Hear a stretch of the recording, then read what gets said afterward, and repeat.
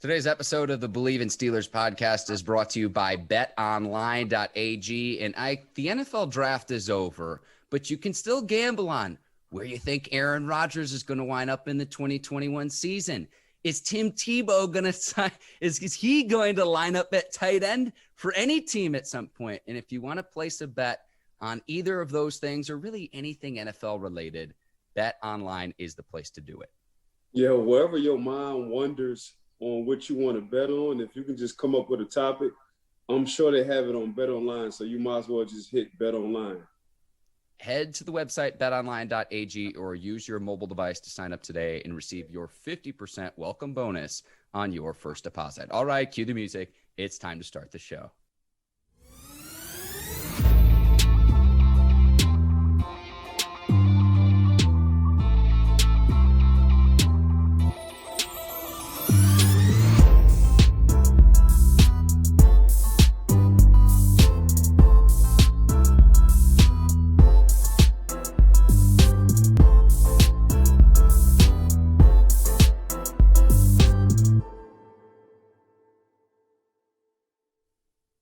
Welcome to the Bleav in Steelers podcast on the Bleav Podcast Network. I'm your host, Mark Bergin, joined as always by my guy, two-time Super Bowl champion and 12-year veteran of the Pittsburgh Steelers, Ike Taylor. IT, talking some draft today, talking some Steelers news. I'm excited to chop it up with you. I'm sad the draft is come and gone, but how are you doing this morning? Man, I'm good. What a good weekend for the Steelers, not only, but just the NFL draft. It was kind of exciting. So this was really like my first time watching the entire draft. I damn near tried to get every pick. So it was a fun time for me, Mark. On today's show, we recap the decision not to pick up Terrell Edmunds' fifth-year option, but we're going to start with the draft news and the Steelers drafting Alabama running back Najee Harris. Ike, I know both you and I are on record saying we did not want the Steelers to go with the running back position. To me, it's a little bit of a mixed bag because is Najee Harris going to improve the running game? And I think the answer is yes, but this is a Steelers offensive line where a year ago they ranked 31st in the league in run block rankings. At the same time, James Conner, who's now a member of the Arizona Cardinals, he was still able to average 4.3 yards per carry when he was healthy. The rest of the Steelers running backs only averaged 3.1 yards per carry. So to me, Ike, it's somewhere in the middle. I don't want to throw the offensive line completely under the bus. I also don't want to absolve the running backs for their performance last year. I hope Najee Harris and the way that the Steelers drafted in 2020 overall is a theme. I hope it's a return of bully ball, something that's been a staple of the Steelers for years. Matt Canada, the offensive coordinator, and Big Ben have to use Najee. They have to give the man between 25 and 30 touches. That's the only way we're going to get something beneficial out of this situation. If you just line them up in shotgun and you want to pass the ball 40 times a game, there's no need for us to have drafted Najee.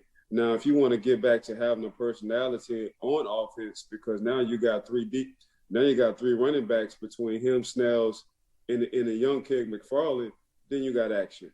But other than that, this is on Matt Canada and Big Ben. You got to use your weapons. And your weapons is a first-round draft pick that's a running back who is powerful, explosive, can come out of the backfield and catch the ball. So he's gonna bring that old-school Pittsburgh Steelers personality back, that smash mouth. But he's only effective if you hand the ball off to him. If you want to pass the ball 40 times a game, man, it's a wasted pick, I say. So this pick to me solely relies on Matt Canada and Big Ben in the use and how they will use Najee. I'm with you there, Ike, and I've seen some people compare him to fellow Alabama running back Derrick Henry. I think the more apt comparison, former Rams running back Steven Jackson, just with his style of running. We saw in the SEC this last year, which I've said many times is like the AAA of the NFL. Najee ran around people. He ran through people. He ran over people. So I'm with you there. If the Steelers don't commit to the running game, and we said this even when they were on their 11-0 run last season, that ultimately if they pass as much as they were with the short passing game as an extension of the running game, ultimately that was going to hamstring the team. And it's really interesting when you look at Art Rooney II's comments this offseason to say everyone in the building knew that we could not have long-term success if we were going to be last in the league in total yards rushing. That's something I don't think will ever happen again in our lifetime, Ike. But like you said, you've got to commit to the running back position. And Ike, you say this a lot too. It's about getting a running back in rhythm as you would a quarterback. But I think that's ultimately only going to help the offensive line, an offensive line that's going to have several new starters in the 2021 season. Yeah, that's it's yin and yang. You know, that's the relationship. And to have a young offensive line, to have a new offensive line, and we'll get to the third round draft pick coming from Illinois as well, offensive lineman Kendrick. So to have a new young offensive line, man, the best thing you can do is to get them in running shape. And what I mean by running shape is have a run block. You know, the worst thing you can do to a young offensive line is try to have them in pass set 24/7. So you got a young offensive line, you got a young stud in Najee that you got in the first round. So what can we do? We can get both of them in rhythm. And the rhythm is the offensive linemen, they're getting in rhythm on hitting D tackles and climbing up to the second level, which is the linebackers. And if so, if they need to get to a cornerback on the third level, they can. The only way they can do that if they have some kind of muscle memory. And you establish that muscle memory from training camp, you know. So this needs to start. And what this is, the running game needs to start. This is what we're gonna do needs to start. This is gonna be our personality needs to start. And that's the run game. And how you do that, man, you just get a young offensive line and you get them boys in the rhythm as well, pass set when they need to. Then you'll find the weaknesses of your pass setting, but you got a big guy like Najee, who I'm sure wouldn't mind chipping a defensive end or a linebacker who blitzing because he's big as well. So, but that's what I think the recipe should be, man. Run the ball between 25 and 30 times a game. Get a young offensive line in rhythm as well as a running back in rhythm, and play action pass with your little young tight end you got from Penn State who's 6'7", 6'8". So we just going back to the old Pittsburgh Steelers recipe. Play good defense. You already got a good defense. You got Devin Bush coming back. Hopefully we're going to see what Highsmith doing the opposite of T.J. Watt. And you got Vince Young. You just re-signed a veteran guy back.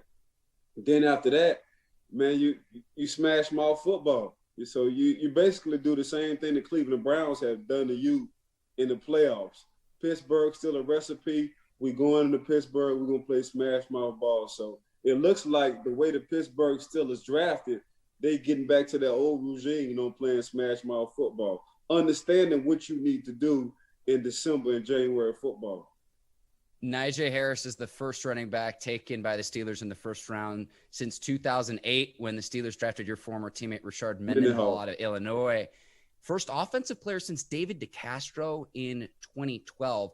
There's a few over-unders I want to get to really quickly with Najee, and then we'll go to the second round pick. But Najee Harris rushing yards, over-under set at 975. I'm going to hammer the over here just because I don't know how involved the other running backs, Anthony McFarland and Benny Snell, are going to be. If you're going to recommit to the running game, I think that Najee would easily surpass 1,000 yards, but 975 seemed low to me. I'm going to take the over here. What say you?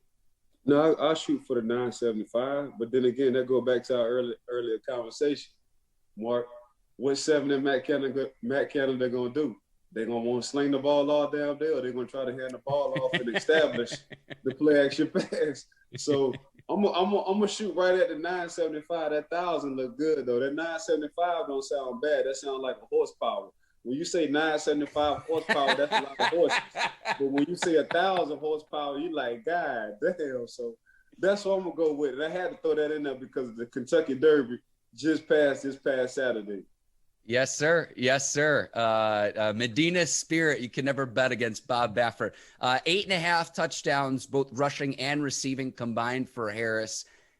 I like the over here too. Maybe I'm being a yinzer here. And then the only other bet that I saw that was appealing to me is which rookie will have the most rushing yards this season between Najee Harris, Travis Etienne, and Javonte Williams. I just think that Harris has less competition in his backfield compared to Travis Etienne with the Jags. They have both James Robinson and Carlos Hyde. And then with the Broncos and Javonte Williams, they also still have Melvin Gordon. So I like Harris there too, just given who's on those other rosters to have the most rushing yards among the rookie running backs. Yeah, I would have Najee over 10 touchdowns total between, rushing and receiving. But also, I just look at Travis Etienne and what they got going on in Jacksonville. They're gonna still have a college atmosphere.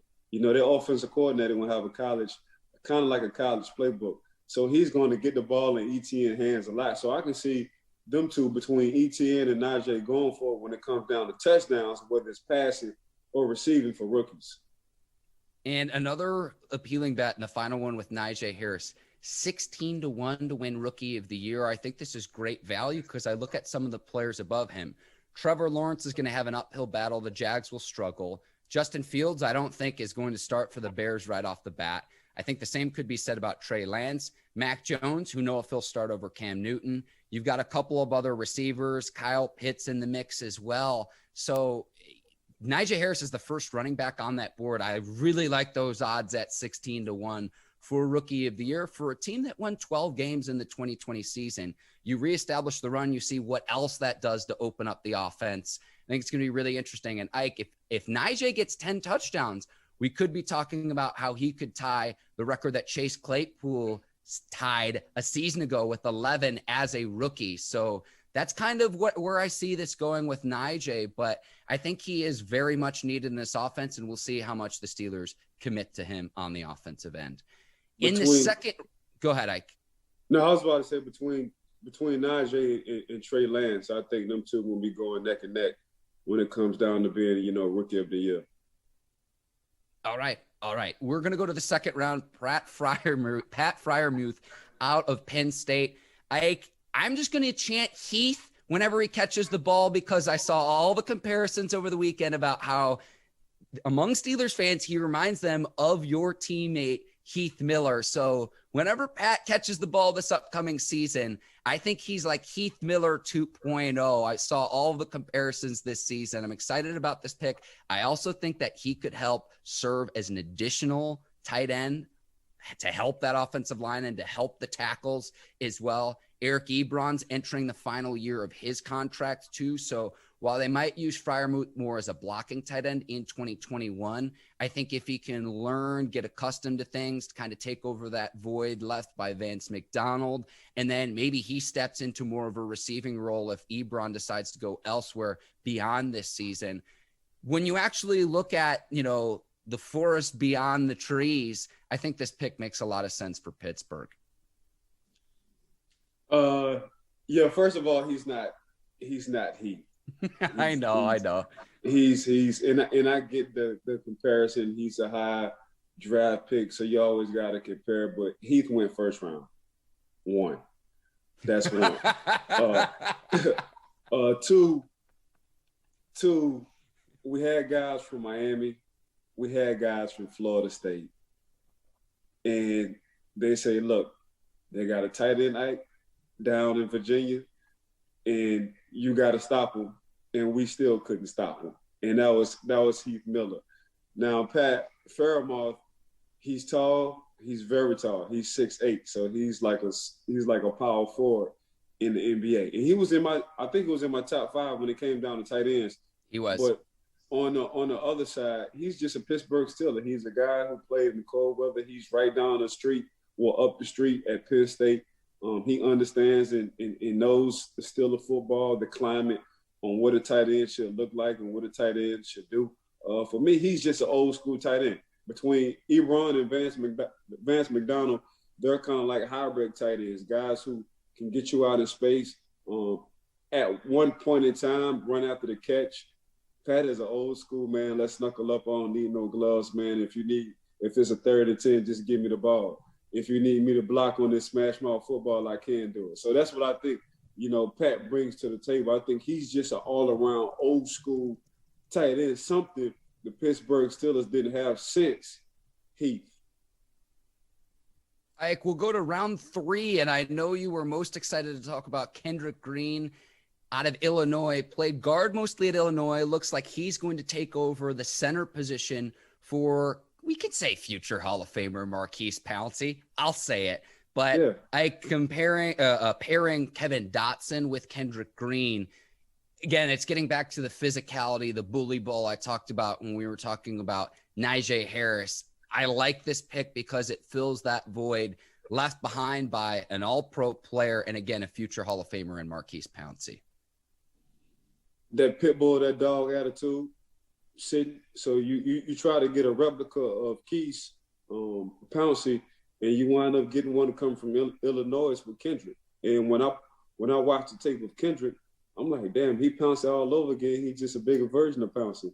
Then when you just watch them all guys, all day, 24/7 on tape, it's like, dang, this dude just he the same person. He's just a younger version. So from what it looks like, and from this draft, Mark, Pittsburgh going back to the old school style. They've tried for the past 9 years of looking finesse, high flying, super receivers, but it just didn't work. It's good for fantasy football. For the regular season, it's real good. But in order to get to where you need to get to, you got to come back and you got to go back in that dark alley. You got to go in that hole in the wall bar, and you're going to have a fist fight, point blank, period. So looking at these draft picks and looking at the personnel that these Pittsburgh Steelers have drafted in this draft, they just trying to get back to this old school, one way in, one way out. Man, if anybody get too drunk in this bar, we all going to fist fight personality. So he's one of those guys. When we talk about Kendrick, the center coming from Illinois, he's just an old school guy. He's a Steeler. So really your top three guys between Kendrick, Pat Freiermuth, and Najee, they are Pittsburgh Steelers. They are just old school, classic, man, let's just scrap it out, shake hands after guys in the first 3 rounds. So that's what I like about the first three. They got back to the basics, and the basics is just smash mouth football, and that's Pittsburgh Steelers football, Mark. Ike, I know how you always say that the Steelers excel at drafting receivers and linebackers. This year marked the first time since 2011 Pittsburgh did not draft a wide receiver. And so you're going to have some pretty good success if you draft a receiver year after year after year after year. But it's reestablishing the running game and really just the line of scrimmage in general from the offensive side is something I'm really looking forward to this season. That starts with Najee, with Freiermuth, with Kendrick Green, who is going to be competing with J.C. Hausenauer for that starting center position. What the Steelers do at tackle, again, we've talked a little bit about. I know Zach Banner is going to be coming back. Chuks Okorafor is going to be in the mix as well. But, again, it's really committing to the running game. Now, Ike, we're not going to go through every single pick, but we need to talk about the 7th-round selection, Georgia Tech punter Pressley Harvin III. I love this pick, and the more I looked into it, the more I enjoyed. First black man ever to win the Ray Guy Trophy, given to the nation's best punter. He's 256 pounds, so he's a big boy. He's good at throwing it. I mean, he had a fake punt pass against Miami where he looked like a quarterback. And, oh, by the way, he's also an accomplished saxophone player. I love this pick. And, Ike, you have to do a homework assignment. I want to know what our guy, Pat McAfee, thinks, if he can sign off on this. And this pick is for the brand. I know that's one of his slogans. We need to get PMAC's take on the Steelers selection of Pressley Harvin III. I love this pick, though. Nah, PMAC already talked about Pressley Hall III. He already said that's his favorite pick out the whole entire draft. And you know the way PMAC, and you know the way PMAC says it, he says it in his way. You know, so it was very entertaining on how PMAC described Pressley Harvin III. But when I look at Pressley Harvin, then you look at his accomplishments, not only what he do on the field, but off the field, it's like, okay, Pressley probably had the most swag on the team. That's just how I'm going. As soon as he get into the locker room, it's like, dang, that guy play linebacker, huh? Nah, this guy's our punter. Well, he just looks like somebody who got the most swag on the team, and that's Presley. So the punters and the kickers, man, they're always different. You always want to leave them alone. You don't never want to bother them because when it comes down to crucial moments in the game, you want them boys to be calm and relaxed and make these kicks and make these punts. But Presley, like, F it. From what I see with Presley, he's gonna be a rock star in the city of Pittsburgh. So this is an interesting pick. I'm gonna have to go to Pittsburgh and hang out with Pressley Harvin just to see how he kicks it, not on the field but off the field as well.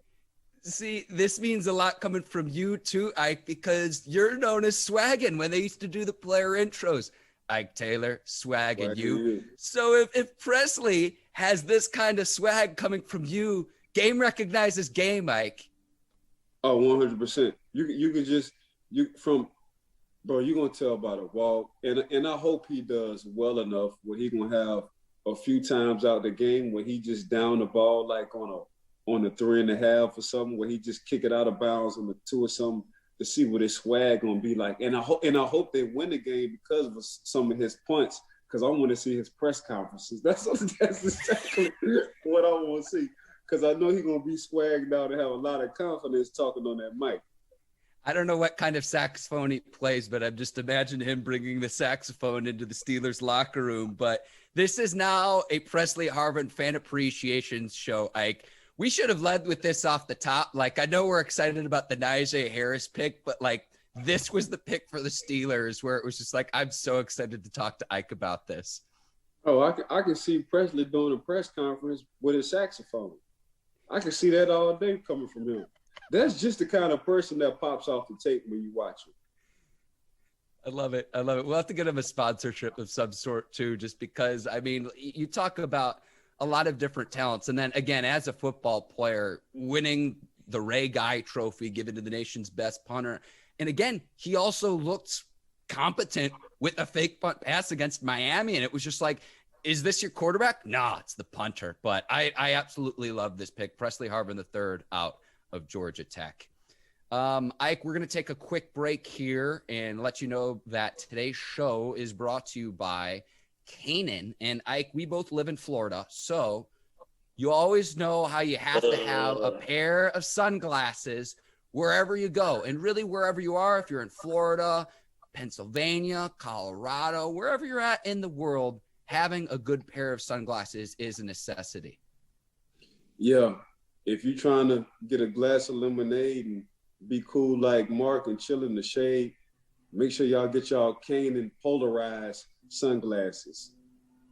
Use the exclusive code CanaanCast15. You can see that on your screen right now if you're watching the show at Canaan.com. That's KAENON.com to receive your 15% off on your first pair. That's KAENONCAST 15.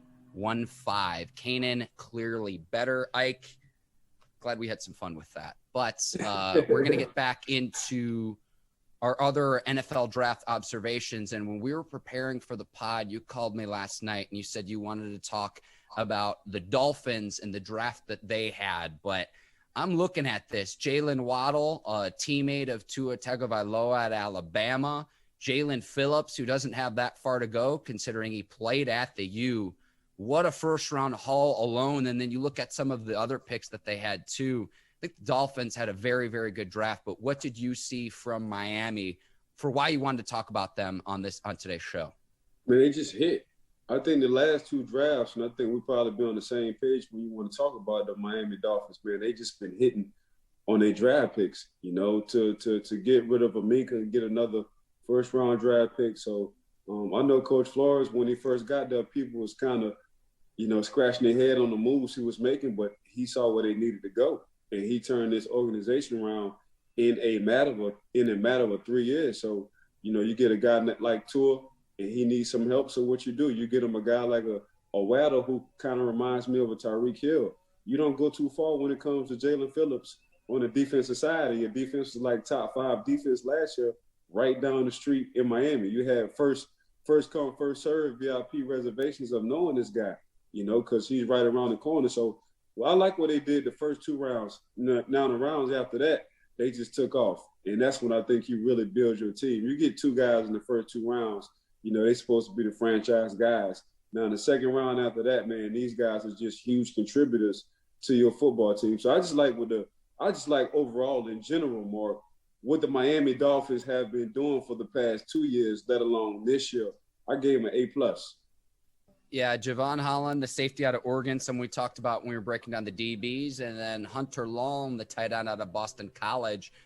2 players we talked about when we did your position breakdowns, Ike. So if NFL fans want to know who the top 5 guys were at each position. Those were 2 players that we talked about, but you talked about the way the Dolphins set themselves up for future success. They have a first-round pick again next year, but then they have 2 in the 2023 season. So even if Tua flames out, they still have the draft capital to be able to reload and to continue to build around him if he is indeed the guy. Yeah, they setting themselves up on both ends of the stick. And usually that don't happen, Mark. You usually if somebody flames out or he's not what you expected, it's hard to bounce back the next year. The Dolphins offer their picks between 22 and 23. They can set themselves up again in 22 by using a 23 pick. And that usually don't happen too often. And Ike, the other team you wanted to talk about was the Dallas Cowboys. They get Micah Parsons at number 12. Initially, we had slotted the Cowboys to either get J.C. Horn, the cornerback out of South Carolina, or Patrick Surtain, the second out of Alabama. Neither of those players were available at number 12, but with Parsons, they might have gotten the best player in the draft with the 12th pick. Mark, they did get the best player on the defensive side in the draft. It's unbelievable. That's how I felt about Micah Parsons, man. He dropped all the way to 12, but he dropped to the right spot. Something I didn't know, he had wished, he already was at Penn State and it was blue and white. But since his dad is a huge Dallas fan, he had wished he went to Dallas. And what do you know? Micah Parsons goes to the Dallas Cowboys. But they addressed all their needs, and that was on defense. And I tweeted Jerry Jones finally got off his ego train and drafted exactly what he needed, and that was on the defensive side. But another guy I did like was Jabril Cox. And we talked about Jabril Cox on the show, the linebacker from LSU. Now, they call him a linebacker. I call him much more like a strong safety, because I think he's probably one of the best covering linebackers in the NFL. Just watch that Florida Gators tape, how he displayed his covering skills. So I think out of 11 picks, the Dallas Cowboys went 8 on defense. So they addressed it. Again, they got a Dan Quinn coming from Seattle. He was a former Atlanta Falcons head coach, and he just like big, tall, lanky guys, play cover 3, watch the quarterback, make sure you can get your hands on the ball. So all his guys had something in common, and that was the length. Either it was the height or they had long arms. And when you look at the defense he wants to run, it's going to be hard to throw in the windows. Now, you're going to be able to move the ball on them, but once you get between that 15-yard line, man, it's going to be hard to throw and run because these guys are so tall and so lanky. So I can see and I appreciate it because I finally said in my head, like, Jerry finally got what he needed, not what he wanted. Finally got the Dallas Cowboys what they needed, and that's some young studs on defense. The worst Cowboys defense in franchise history in 2020. I like getting Parsons at 12 because the 2 top corners weren't there. We talked about Caleb Farley out of Virginia Tech, high upside, but with the 2 back surgeries, a little too risky at 12 for Dallas at that standpoint. And of course, they go in the second round, they get Kelvin Joseph, the corner out of Kentucky in the second round. So they still address the need that they had at cornerback. They got 2 corners. They got another corner too. He's 6'4", NFL 6'4" is 6'6". Because you can walk around talking about, see everybody walk around and talk about what they is on their license. And to the NFL tell you to put your back of your head against the wall and stand on your heels. Get off your toes, put your heels on the back of that wall. So you go from 6'2" to 5'11" and some change. So when they say the young man is 6'4", I forgot what college he went to. They got a 6'4" corner late in the draft. When he's 6'4", he's 6'6" on his driver's license. That's a humbling experience because I tell people I'm 5'8" if you're generous. So you're dropping off an inch or 2 for me, but that's a humbling experience. I know you watch a ton of film, and I found that the odds market agrees exactly what you saw. Micah Parsons, the favorite to win Defensive Rookie of the Year, right behind Jalen Phillips, the second favorite. So, I know you watch a lot of film. You don't always look at the odds market, but when you talk about the defensive upgrades that the Dolphins and the Cowboys made in the draft, that's what the odds market is telling us. We've got some more Steelers news to get to. Steelers decline Terrell Edmunds' 5th-year option. the safety for Pittsburgh, he would have been due about $6.75 million had they picked up that fifth-year option for the 2022 season. That's a little bit less than what they'll pay Minkah Fitzpatrick, who will make north of $10 million for his fifth-year option. But I don't think that this necessarily means that the Steelers won't give Edmunds an extension. I think they want to continue to see growth that we saw this past season, because certainly he took his fair share of criticism from Steelers fans for the first few years of his career, but it looks like he's starting to figure it out and piece things together. Hopefully he can continue to make those improvements headed into this upcoming season. Let that be a fine alert to you. When a team don't want to pick up in your first round draft pick and they don't want to pick up your fifth year option, it's something you're not being consistent on. That's your hurt. That's your sting. That's your burn. So from what I see with Terrell is, man, I think football has to be a priority for him. He got to love football. I think some of these guys, they like a lot of stuff that come with football, like rapping and doing videos and staying on social media all this time. But by the end of the day, man, you're only going to get paid off of playing football the way you want to get paid. So why blow 50, 60 million sitting waiting for you at the table because your priorities ain't right? And when I saw them turn down his option, the first thing I thought was they don't think his love is in the game of football. You know, that's just my personal opinion. So that's where I'm at with it right now. So for teams to decline, you know, your fifth year option, they still have some question marks on the way you value and play yourself on the field week in and week out. So hopefully this will be an eye-opener for Terrell. Like, bro, now's the time for me to really, you know, make sure, you know, football is a priority for me. And that's the way I play. And that's being consistent week in and week out. Entering the final year of his rookie deal now, Fitzpatrick option is more expensive because he made the Pro Bowl in the first 3 seasons of his career. But Edmunds has stayed pretty healthy too, started 43 out of the 45 games played. So I can say that he's been able to stay on the field. And again, hopefully he can continue that upward trajectory, but we'll see. What I'm curious is when he hits the open market next summer and he's due to become an unrestricted free agent, what is his market value? Because again, the Steelers declined that fifth-year option worth about $6.7 million. Ike, I don't know if you saw this news. Charles Leno, the Bears left tackle, got released, and the Steelers are a team that still have a possible need at left tackle. The Colts and Panthers also in the mix. I'll say this. I think that Leno's did a good job of staying on the field, 93 consecutive starts during the past 7 seasons. He was a 7th-round pick in the 2014 season, but I don't think he's a definitive upgrade over Chuks Okorafor or Zach Banner. Maybe he gives you a little bit more depth. But I think with what the Steelers did in the draft, other offseason moves that they made, I wouldn't really be a fan of signing Charles Leno because other than giving you some more depth, I couldn't say that he's the definitive grade of who the Steelers already have on the roster. It's kind of my thought process. But do you think that Charles Leno and the Steelers could be a good fit? No, you said it best. It's you're at a position where you need good depth. You know, due to injuries, and they've been in and out of injuries on that offensive line the past couple of years. So, you know, they're not going to be stubborn and say, man, we straight. You know, if we've been injured, especially at one position or 2 positions, one is that linebacker crew and one is that offensive line crew for the past 2 years. We gotta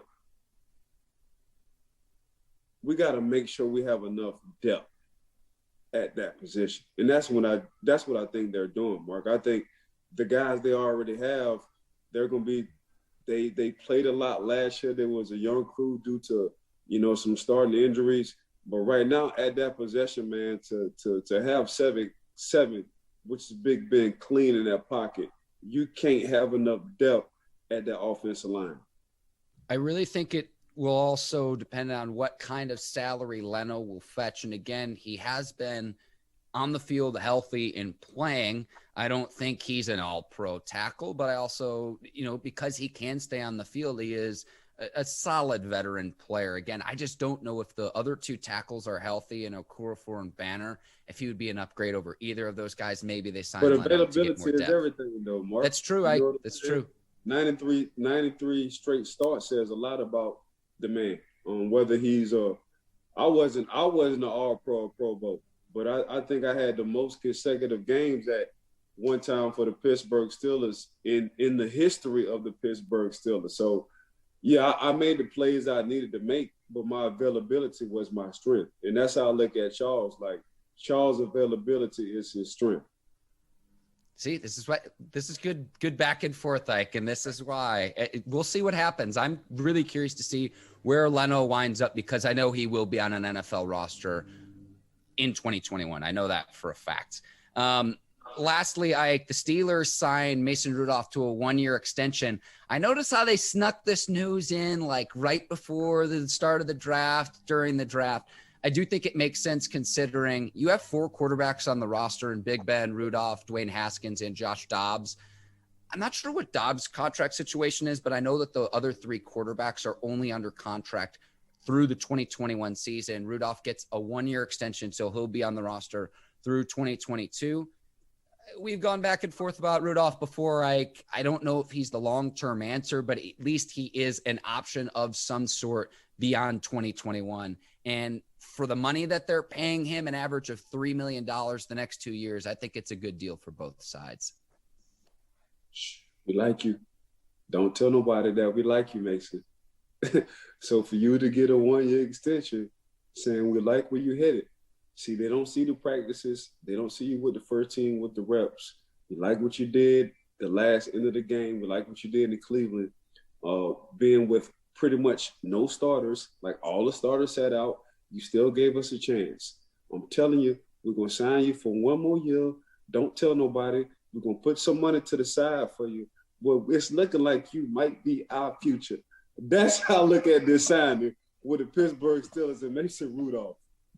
Ike, you've always said Kevin Colbert, a sly son of a gun, especially bringing in Dwayne Haskins. I think this is just another example of that, because $3 million for a quarterback, even if he's serviceable, average, maybe slightly below average, it's good value there, given, especially when these new TV deals come in, Ike, you're going to be talking about your average or median salary of a quarterback being well north of $25 million. It's just going to keep going up and up and up and up. I think it's good value. Ike, I've got to ask, have you already started on your 2022 mock? I'm kind of sad this year's draft is over. No, I haven't. Because things change. I don't know what this pandemic is going to do. I don't know if guys going to sit. I don't know if guys going to come in. So, I just sit and wait. I just sit and wait till the end of the year. So if it's a few guys that stand out, I'll put it in my phone, in my notes, and I'll hold it and tell myself why these guys stood, or what stood out to me with these guys, as far as like just looking for the 2022 draft or mock draft. Now, I pretty much wait till the end of the year so I can have some clarification on what's going on in college football. Well, Ike, on behalf of the Bleav in Steelers podcast, the Bleav Podcast Network, and the folks over at Brinks TV, I want to be the first to wish you a happy early birthday. I know tomorrow is your birthday, so I want to give you a shout out there as we start to wrap up here on the show. Appreciate you, Mark. And Mark, want to give a shout out to you, Bet Online, Kanan Glasses, Brinks TV, Miss Courtney and her staff. Tomorrow is called Cinco Drinko. So that's what's going to go on tomorrow, baby. And next week, we'll see you for the NFL schedule reveal too. So on May the 12th, the NFL is set to release its 2021 regular season schedule. Ike and I will provide our predictions of what we think the Steelers record will be. We were pretty spot on last year, Ike, when we did this. So we'll have that for next week's episode of the Bleav in Steelers podcast. Stay tuned, listen in, watch us. And Ike, it's always so much fun chopping it up with you week in and week out. They got an old song called, I got 5 on it, so y'all might as well put 5 on them stars and give us some good ratings, I want to say. But also, again, man, just want to give a shout out to all the Pittsburgh Steelers guys who got drafted this year. Welcome to the family. Again, I got to give another shout out to Miss Courtney and her team at Breaks TV, Bet Online, Cannon, Polarized, Sunglasses, Marky Mark, and the Bleav It's Still a Podcast. Make sure y'all watch us, tune into us daily. Love y'all. Peace. Yes, Courtney is the best. For Ike Taylor, I'm Mark Bergin. Thanks for listening to the Bleav in Steelers podcast. We'll see you next week. Take care, and so long, everyone. Peace.